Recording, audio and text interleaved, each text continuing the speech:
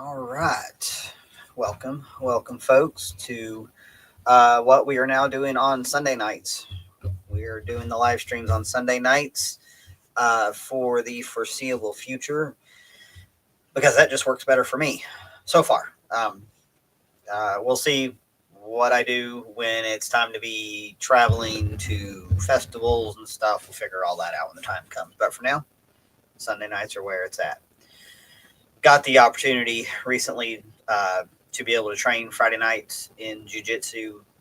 Coach changed up the how he conducts that Friday class, and previously it was MMA stuff, which is not really what I do. I just do strictly jiu-jitsu. Don't throw punches. Don't want to hold the pads.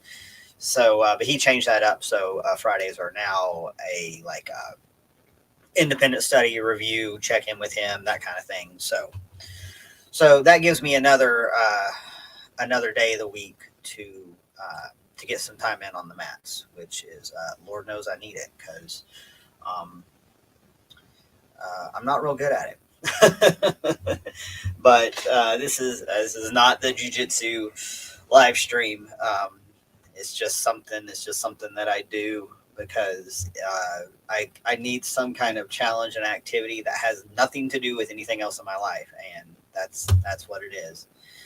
Pip and Ice is here. Digger is here. Good to have you guys. Thanks for dropping in. So let's catch up on the farm news here. No new lambs. We're holding at 10 lambs at the moment. I got to check my notes. We've got a few adults yet to lamb, but if I recall, based off of last year, we were lambing from January up through early April. So we're just kind of in a little lull between the next round. Or maybe because the weather has improved, so nobody feels the need to drop a lamb in 7 degrees and snow. So yes, we've warmed up, got a little bit of a thaw. For a few days there, it felt like everything I tried to do, I couldn't do because it was frozen, and that was annoying. So I included even trying to do something like shoveling wood chips and putting wood chips in the food forest. Couldn't do that. But we've had a thaw for a couple of days now, and it's been much welcomed. Even got up to about 42 today, so it was a perfectly nice day. Spent most of it outside. All the other critters are in good order. Rabbits are rabbiting. Chickens are fine. Primrose has cooled her heels a little bit for a couple of days there. I was beginning to wonder if I was going to need to separate her from the sheep for a little bit, which was not an ideal scenario considering she's there for protection. But she was really uneasy. I noticed she was chasing some of the adults. She was running a lot and kind of freaking everybody out. And I got her halter, excuse me, back on her, and got in there with her and just kind of held her by the halter, real calm, just hung out for a little bit.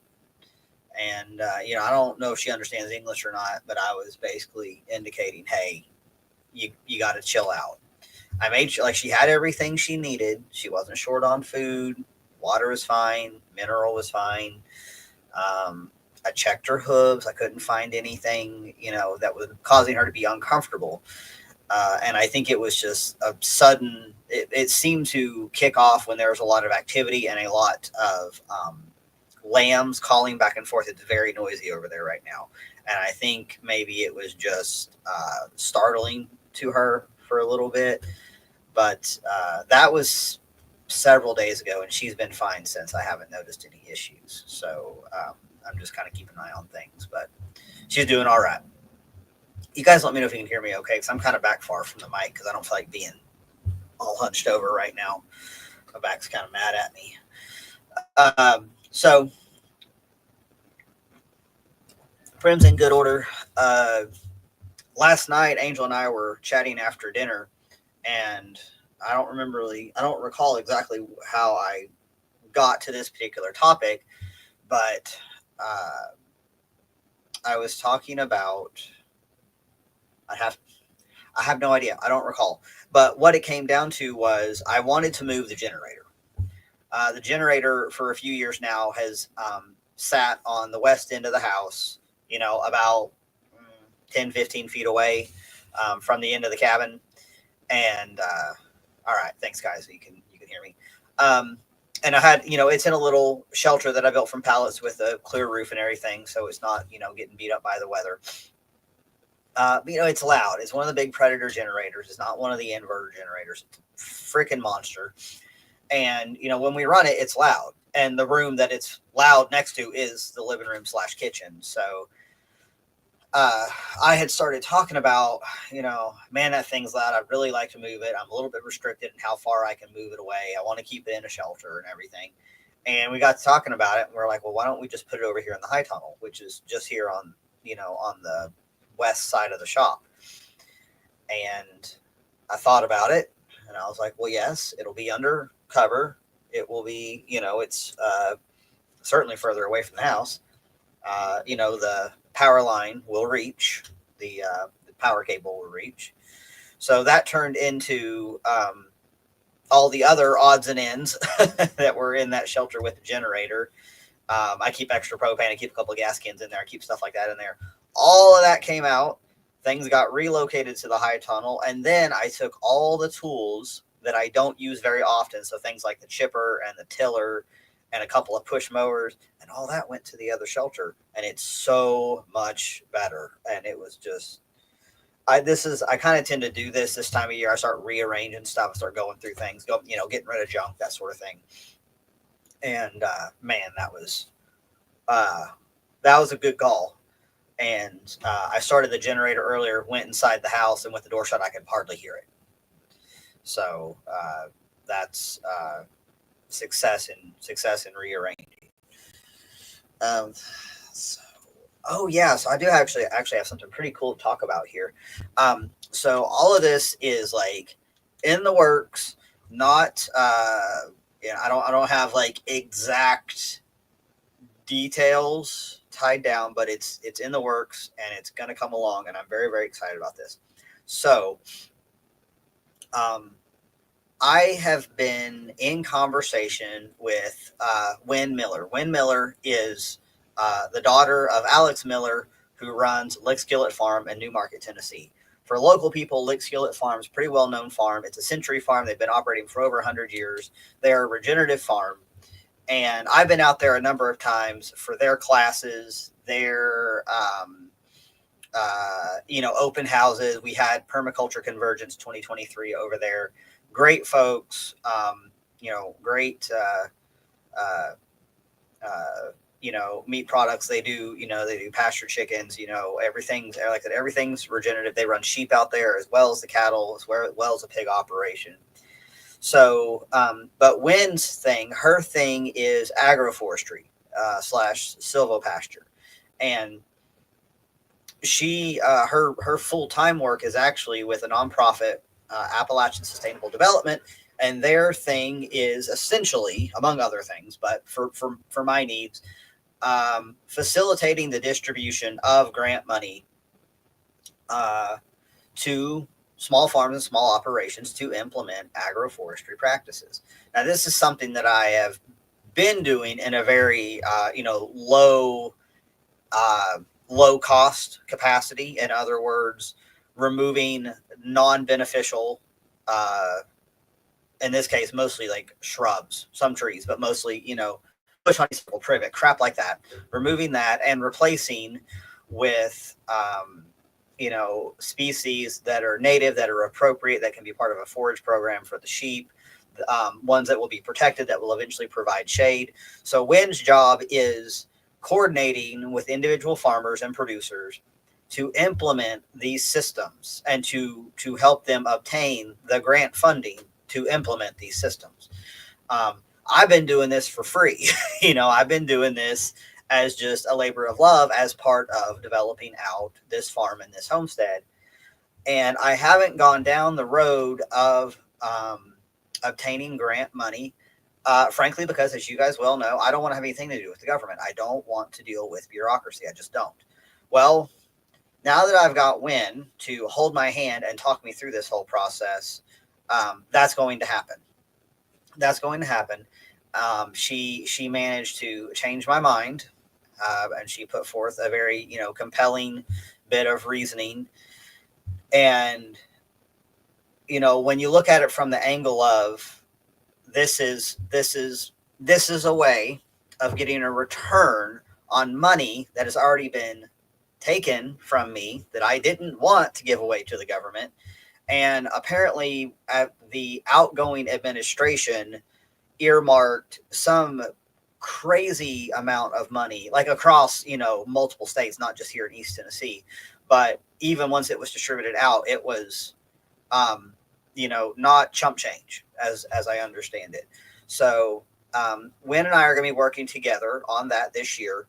So one thing that means for me is that we're going to make the farm official in the state, in the eyes of the feds at least, and get a farm number, and do all the paperwork for that to be the case. This property has never had a farm number.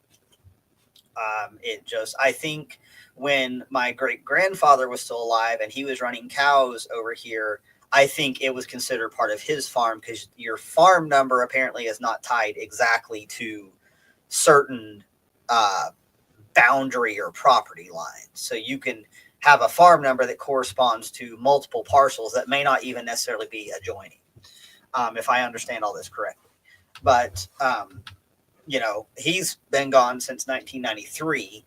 And so we're gonna obtain the farm number. This will be beneficial to me from a tax perspective, because I've basically been privately funding this whole thing, through my earnings through the business, and it should streamline quite a few things. So I do not think I'm going to apply for funding for this year, but I'm going to get everything squared away this year so that I can apply for funding for 2026. When she was basically like, "You're not going to miss the boat if you do that." In the meantime, we will be holding at least one class out here specific to agroforestry with Wynn here to teach, and we'll pair that with like a small project, probably planting, maybe a little bit of invasive management, but mostly planting. And because it's important, like if you're going to apply for these funds, you kind of need to show that you're in progress with the work. So we're taking a look at, we've got a couple of dates in March earmarked, and we're going to get all that tied together. She and I both are going to be fairly busy in February with a couple of conferences.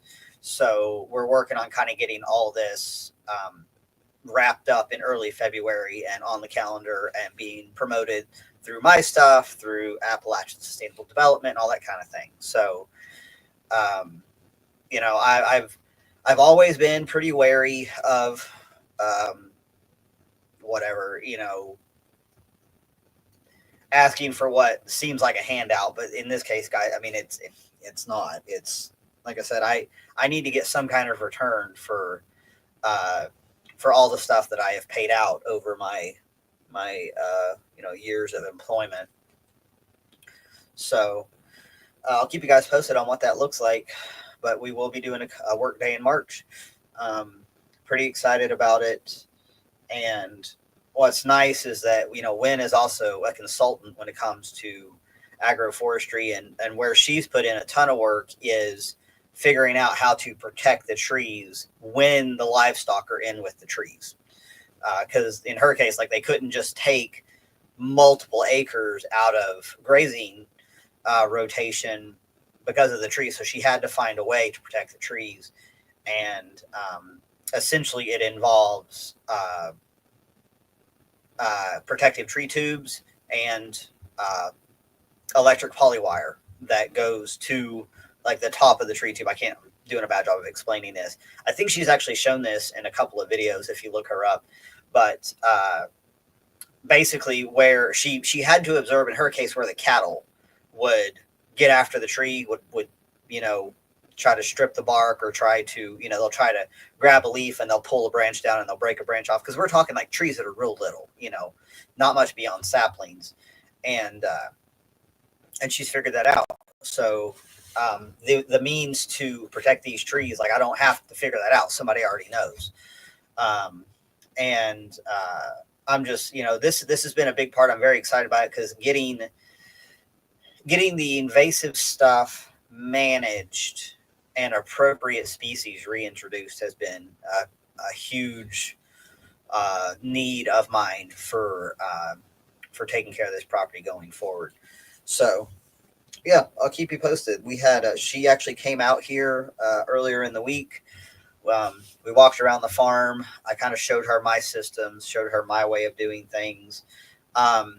She is familiar with the concepts of permaculture, but she hasn't taken a course before. So I kind of gave her a little bit of a 101 while we were walking and explained why, why I have designed things a certain way, why, working with the landscape matters. But she, as an agroforester, like she's basically working with those principles. It just, the term permaculture doesn't come up as much from her side of things. It's so silly because it's like we're all talking about the same thing. We're all essentially doing the same thing, but we're just using slightly different terminology sometimes. And Pip and I he's exactly right. Steal your money back. Yeah, I'm going to, because according to Win, I can actually be paid a wage for work I do out here. I'll tell you what, I'm a lot more motivated to go cut privet and cut bush honeysuckle if I'm getting some kind of funding in return, instead of just fitting it in between, going out and doing the stuff I need to do to pay the bills. So, and the trade-off is like for this particular kind of funding is, I believe it's within a 3-year period. I am obligated to have people out for like a class and a tour. And I'm like, okay, BFD, that's that's what I'm already doing. So there's nothing, and I can it doesn't say I have to have hundreds of people. I can have a number of people that is appropriate for us to host. So I can have, 25 or maybe 30. And so I couldn't find any holes in the argument. So we'll be moving right along on that. I think that's kind of the big thing. I'm kind of been in conversation with a couple of other local designers, local people who do edible landscape design, things under kind of the umbrella of permaculture, and getting, having them out, basically making more local connections with guys who are in the same thing I am, having them out so that we can, see if we're interested in working together on anything, because all the two fellows that I know, neither of them have employees either. So it's like this thing that we all have in common. Like we don't want to have employees, and we're not even really in a position where we can, we don't have quite enough cash flow to be able to pay an apprentice. And frankly, I'm not always crazy about trying to work and teach at the same time. But if I've got 1 or 2 other people who understand this as well, and we can just tag team a project and everybody just says, okay, this is what I need to make, and we just roll it into a bid, then we can do it. So I'm going to have those fellows out, and I'll talk more about that. They're probably guys I'll get on the live stream at some point, and we'll have a conversation so you guys can participate as well. And we'll take it from there. But I'm kind of in this space, we're looking at the end of January, and it's like I've got all these things in the works. Like things are brewing, they're coming to fruition, they're happening, the momentum is there, but there's not the cash flow is not there yet. Like it will be. So there's a lot of patience and trust, and just trying to kind of keep a good abundant mindset about the whole thing, and not worry about exactly how it's going to come together and exactly what the numbers look like. So we'll get there, and you guys will find out as soon as I know. So I think I'll go ahead and hit my my main topic today. As you saw in the title, appropriate technology for the homestead.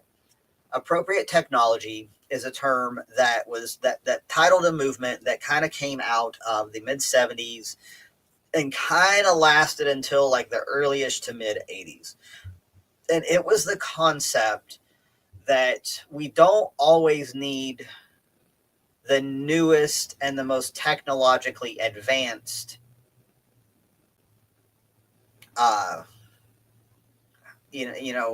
products or services to solve a problem.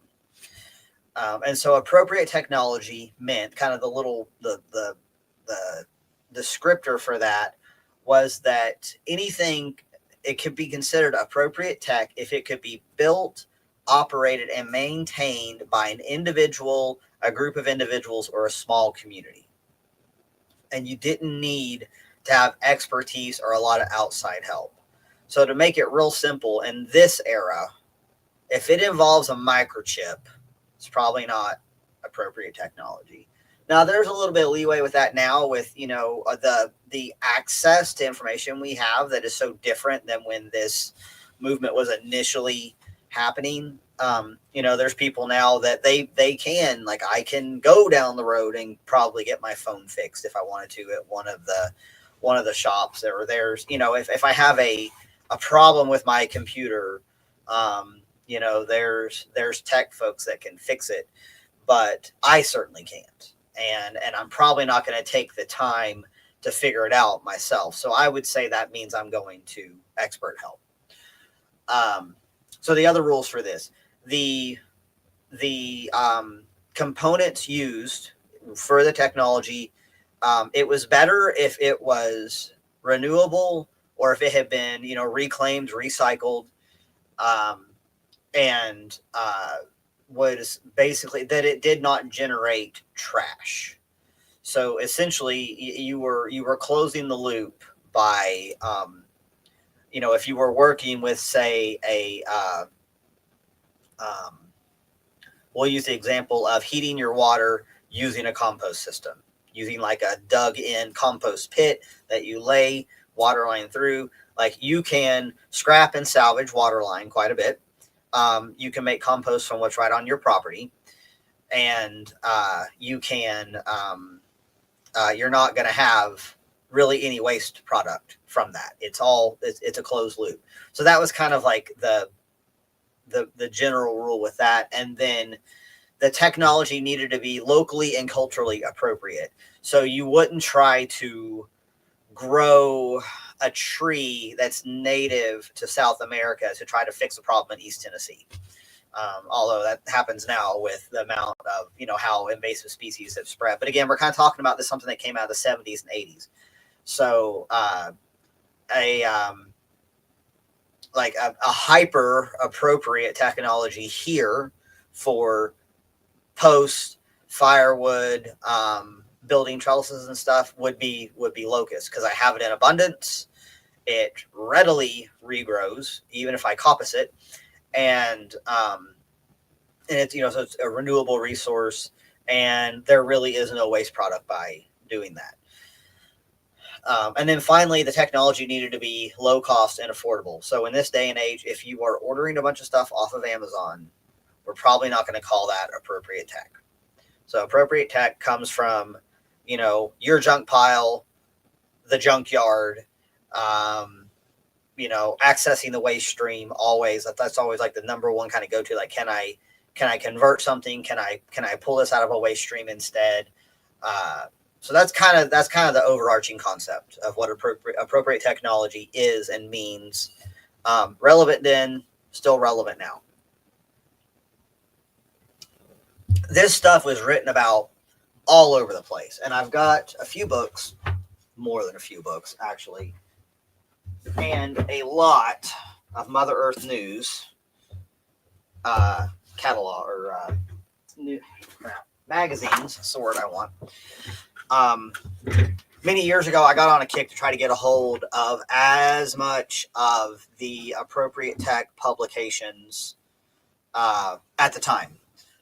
Beth, if you're listening, a lot of this stuff is going to be very familiar to you. This is probably stuff you were reading when you were raising your kids. The I when I found out about this, maybe we're actually going on about 20 years ago. So around the time, yeah, we'd be looking at about 20 years. Golly, right about the time that we got our house, um, I I had a problem facing me. I did not have a ton of money to throw at stuff. So combined with very DIY and frugal living concepts and that sort of thing, and this was still when you could get old books off of thrift books or eBay or even Amazon then for $2 or $3. It was worth it. And then I got on a kick of finding old Mother Earth news issues. The 70s and the 80s were the best. Some of the stuff from the 90s are okay. The ones from 2000 and up are, I don't want to say useless, but not great. But I'll show you here in a minute. So probably one of the big texts that came out of that time was Other Homes and Garbage, and this is actually like the second edition. More Other Homes and Garbage. I can't find the first edition, and this one's coming apart. These are getting to be a little bit hard to find, and a little bit. Most of them are in pretty rough shape. The nice thing is that almost all of this, has been archived on archive.org. So while we have that accessible to us, because the archive had like some kind of DDoS attack or something a few months ago, like a bunch of stuff was lost. I got on there recently and a lot of it's been restored, but I'm a real big fan of hard copy stuff. But if you're one to download things and throw them on a flash drive, or even get some stuff printed, it's worth it. So Other Homes and Garbage, subtitled Designs for Self-Sufficient Living. This book goes above me on like this is the text, or one of the texts. Not only does it tell you, it gives you concepts and ideas. It's basically an engineering manual. So if I need to know, like I'm going to open to the middle here where my poor binding is coming apart. It shows, so there's a figure that shows a 2-tank direct solar water heater with recirculation freeze protection. Not only does it, it's got great graphics and things, with all the, like if your cut list, your parts list, all this stuff. It gives you, if you're an engineer, it tells you everything you need to know. Because I'm one that I'm really good for broad concepts, but when I need to get to super details, I need this kind of information, because I can't just pull it out of my head. I don't know it. Lord knows I'm not an engineer. So this was kind of the one that really set the tone, and is kind of like the big book, the Bible of that era. And it covers everything: agriculture, aquaculture, all things solar, all things in terms of alternative ways of heating water, with kind of the main caveat being you're not going to find anything in this book that tells you that you need to purchase gasoline or propane or kerosene or something like that. It's pretty much entirely you're working off of solar energy in one form or another. And like I said, it's got the equations, it's got everything in here. And what's nice about that is, math doesn't really change. Now, today we may have access to improved materials in some sense. It's I would argue that, PEX pipe sure is nicer to work with than, copper or PVC or whatever, when it comes to, plugging together a system, any kind of irrigation system. PEX is so much easier to work with. Now, we do pay more, but it's a lot more forgiving. It's forgiving for extremes and that sort of thing. So that's one. And then I got a little bit of a list of just some examples of this. You guys will get it. It's almost everything that we do on the homestead is some form of appropriate technology, especially if you are circumventing grid power in one form or another, or you're taking a step that makes your grid power way more efficient. Let's say, yes, you use an electric water heater, but you have a solar water heater that heats the water first, so that your water heater only has to bring it up a small amount temp wise.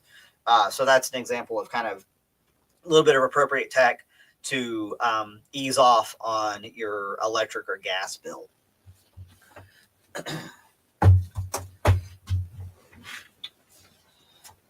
Now, you can't beat the color scheme off of these old Mother Earth News magazines. I love these. And somewhere I don't know exactly where. Actually, it's probably in Angel's information, but I know which ones I'm missing.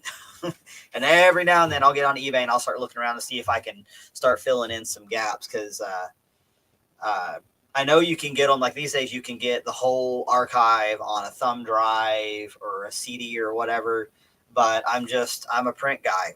I'm a print guy, and my biggest problem around here is that I'm starting to run out of room for my books. The sin shelves. Need more shelves. Need a place to put shelves. This is another reason why I want a separate building that's pretty much exclusively a library. So, all these great magazines.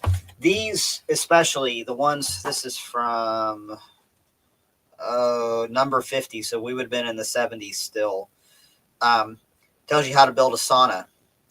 Tells you how to build your home using cordwood construction. And again, in these Mother Earth News magazines, it's not just, it's detailed. Here's how to build like a, looks like they've built a wood burning stove from a water tank. Can we get that on there? So, like I said, it is, all you've got to do is follow the instructions. It's just, this stuff was so encouraging to me when I found out about this, and we were trying to figure out how to make stuff work when I was making, $9 or $10 an hour, and Angel was making 10 or 11. And, we were just squeaking by. We were always just, a medical bill away from having carrying a credit card balance or something silly like that. So this kind of stuff was really encouraging to me on so many levels. I feel like you could rebuild, quote unquote, civilization better from Mother Earth News alone. And there were others too: Countryside Magazine, Backwoods, Backwoods Journal, the Self-Reliance Journal. I mean, there's so many. And the ads, like going through the ads on these would give you more ideas.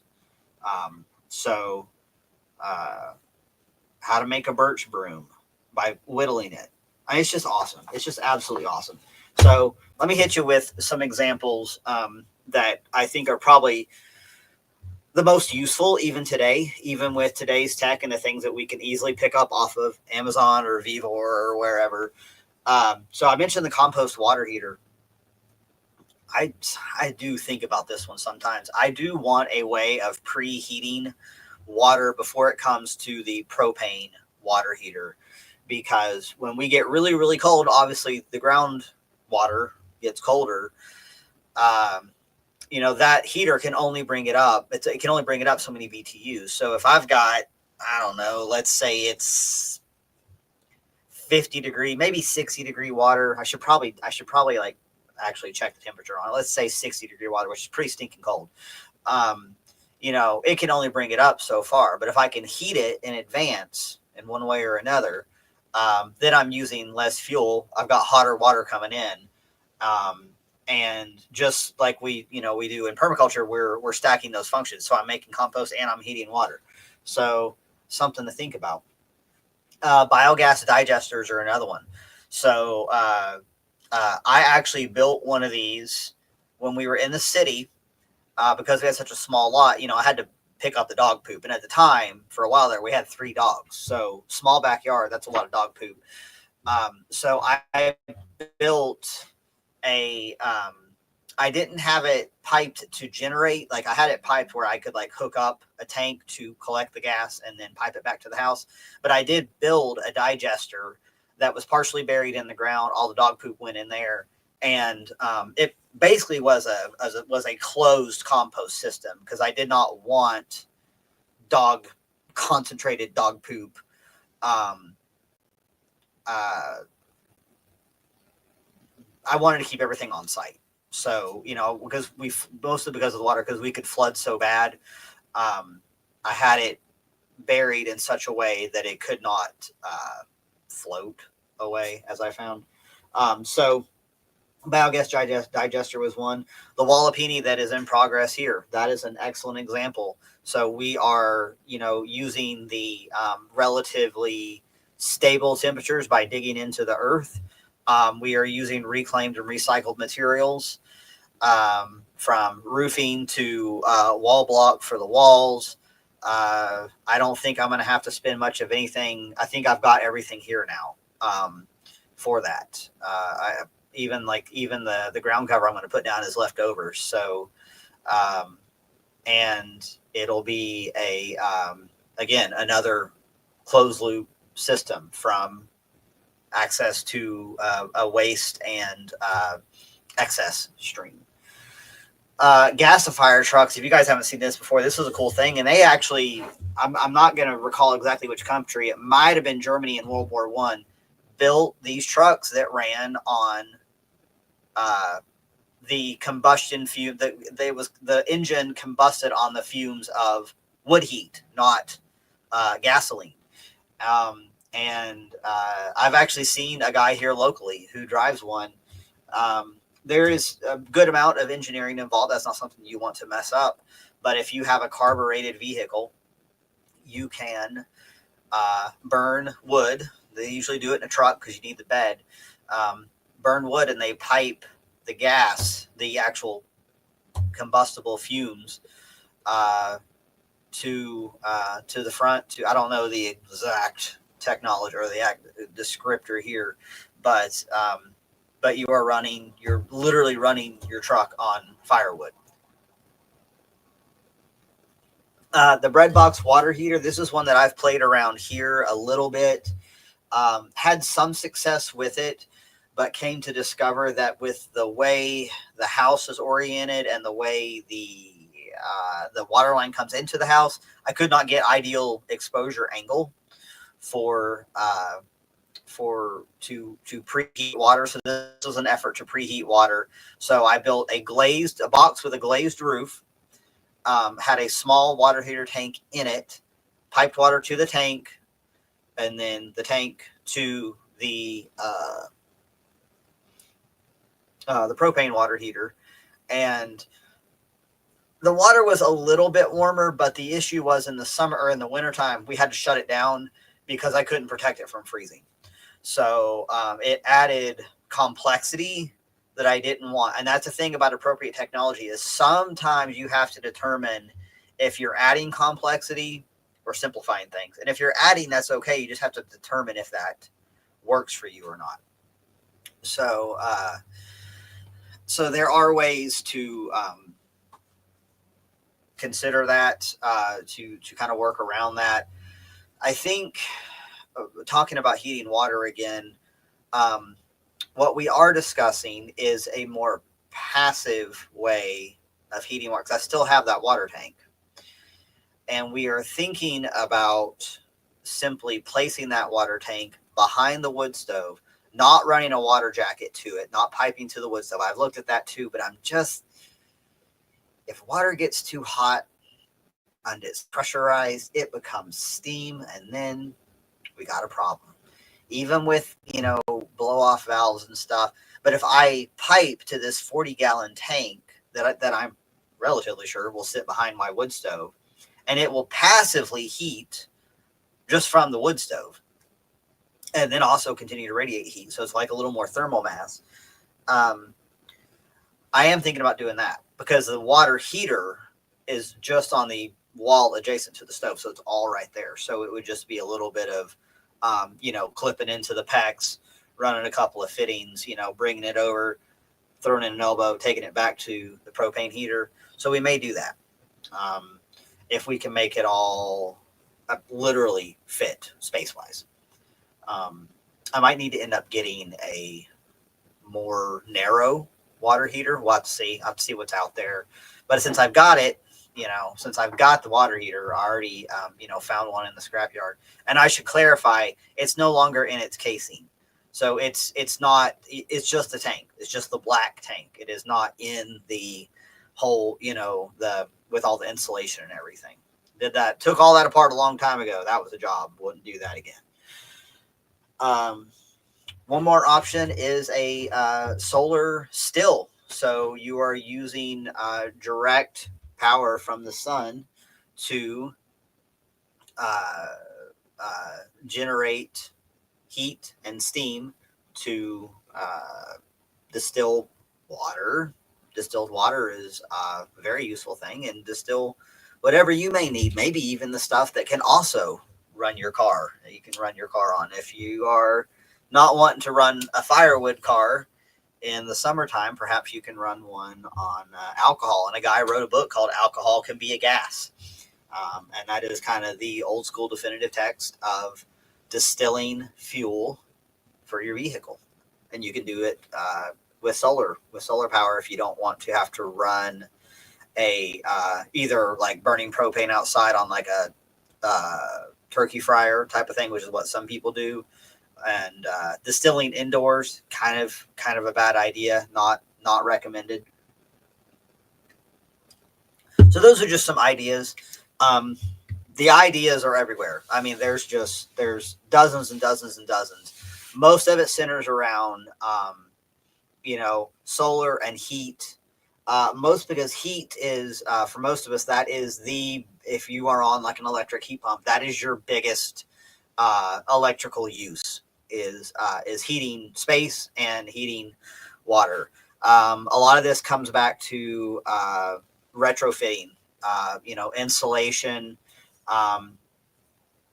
better venting, passive venting, solar venting for the summertime for heating spaces or cooling spaces rather. Angel and I are considering a small way of altering the cabin. So we get pretty hot.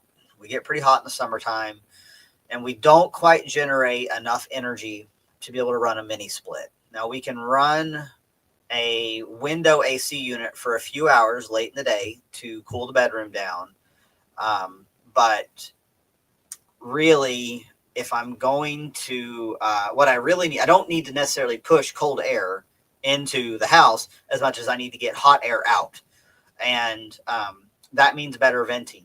We added a powered gable vent on the bedroom side, which is on the cool side of the house. It's on the eastern side. And it helps.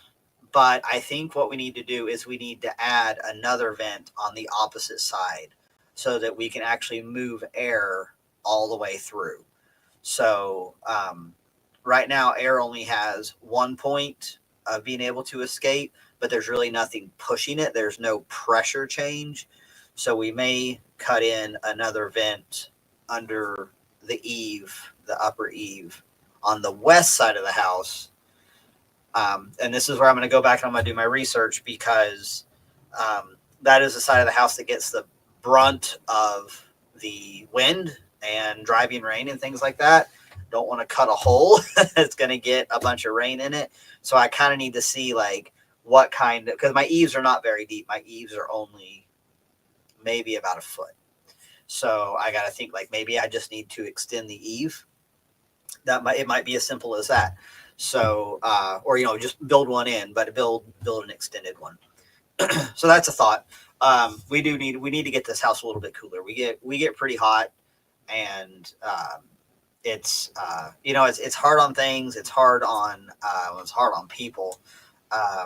And I do think about, like the cats are getting older, the dogs getting older, and they all have like their own personal fans. Like the cat bed area has a fan and the dog has a fan, but, really, it'd be nice if we could just keep the whole house just a little bit more comfortable, which shouldn't be too hard for a 400 square foot house.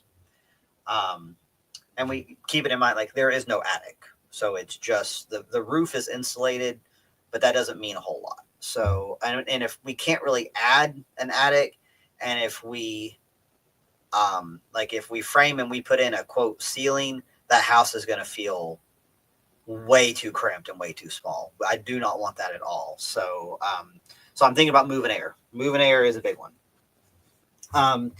If you are the kind of person where like you're like me and you're like, this appropriate technology stuff is amazing, it's incredible. Who's writing about it in this current age? If you don't want to just read old stuff, if you want to read more current works on kind of a history of the movement and what's still relevant today, and kind of combining like the concept of the folly of assuming that progress is always a good thing, that a newer thing is always better than an older thing. You got to read just some John Michael Greer, and I've got a few of his books, and the ones that specifically kind of take on this topic, that's going to be The Retro Future, Looking to the Past to Reinvent the Future. I love this because I am personally of the opinion that I don't think we're necessarily heading towards a technological utopia. And even if we are, I don't really want to be a part of that. And I realize the dichotomy here because I use ChatGPT. I use technological tools. I'm not a Luddite. I don't plan on being. But I also have like no interest in using endless progressive technology to try to fix all my problems. It just, and plus, I mean, no joke, like this computer, crappier and more retarded and more aggravating. Crap, I said retarded on YouTube. Oh well. This computer is worse than the Dell desktop I had in 2006. More aggravating to use, more perplexing, random problems. So you can't tell me that new tech is always better. My S21 phone does more bizarre stuff and just randomly messes up than my old Note 3 that I used for like 5 years before it just literally came apart. So anyway, I do not necessarily believe that tech is going to save us. And the conversation around that I just find really boring and just uninteresting. So I like to see like what from the past worked and we could still use today and could still kind of run concurrently with what is also out there. It's like I can run this farm. I mean, we're making do out here with a tractor from the 60s. And a whole lot of, manpower and just, I don't need the newest stuff all the time. That's what I'm getting at. So this book is a good kind of exploration of what technology in the future, kind of digging up stuff from the past to make the future work. He is working under the assumption, not that we're going to have some kind of rapid collapse, but that over time, things degrade, entropy happens. We know things are getting more expensive. So this is kind of a response to what if fuel becomes so expensive that most of us we only buy it when we absolutely need it, and we need to know, and if fuel gets more expensive, everything gets more expensive. So that kind of addresses that question. Ecotechnic Future is an older book, but it's kind of similar. He wrote this as part of the peak oil movement. I know there's a lot of debate on whether we've hit peak oil or not. I don't know. I'm not a geologist. I don't dig into that too much. Haha. But the subtitle here is Envisioning a Post-Peak World. So it's, again, if oil becomes scarce or too expensive, what are options available to us? And again, it's crazy how this is. Everything is solar powered, right? My sheep are solar powered. They grow, they eat the grass that is solar powered. So it's really about leveraging that as much as possible. That's kind of the overall concept here. So this is a little bit more, Ecotechnic Future is a little bit more of a a look at it from not so much from a practical standpoint, a how to. I'm getting to that, but looking at it from a societal view, I guess I would say. But he does make a big push here in the importance of community, and we'll be talking about that more on some future episodes. But none of us can pull this off. No man's an island. So we gotta team up to get stuff done. So final one here. This is the how-to book. Green Wizardry. Love this book. It's actually, he's got a second edition out. I've got the first. It's probably worth getting the second edition. I think he said he put a ton of updates in it. So while you're reading this, it gives you exercises. And this is kind of, if you are brand new to this concept, like if you're just realizing that you're aggravated with consumer culture and you don't want to be a part of that as much anymore and you want to do something different, you want to be a producer and a creator instead of a consumer, this book will get you there. I love this book, and I kind of dig the whole like wizardry aspect. Like that's kind of my vibe these days. Like I'm feeling a little bit like Hobbit, a little bit Gandalf lately. Let me grab an example out of here. Let me look at some of these lessons. Lessons under passive solar heat.